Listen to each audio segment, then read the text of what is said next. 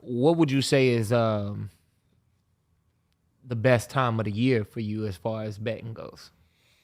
That's a good question. That's a really good question.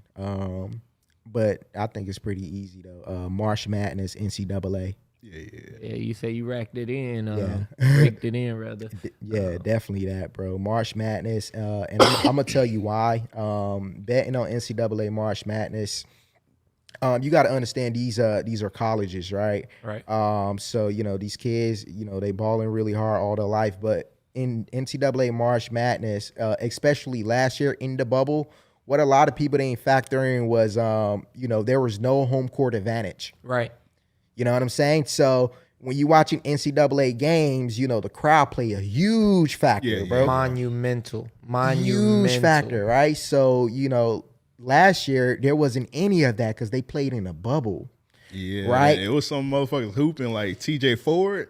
Dude, he was balling his ass off. Right. Then like some people on Twitter, they said it's different because you got a ball in front of the hose. So he wasn't balling in front of he didn't have to ball in front of the hose. Yeah. So that's why he was hooping. He was then hooping.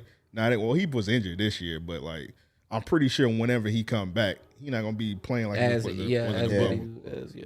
But the reason March Madness was so great of a time to bet on, bro, was because, like I said, there is no home court advantage.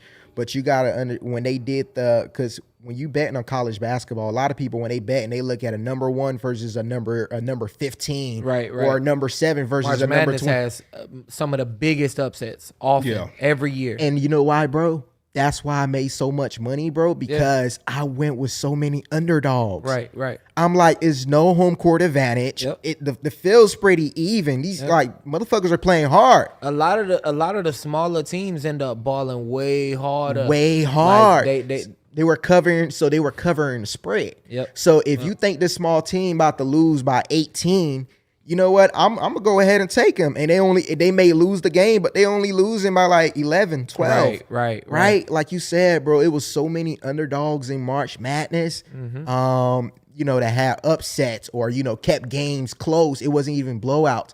So, a bettor like me, understanding no home court advantage, like niggas who are ranked really, really high, I'm not gonna dismiss their ranking compared to niggas who are ranked really low. You know what I'm saying? So once you add those two things together and you kind of understand your playing field, you can really capitalize. So that's why I say March Madness for me.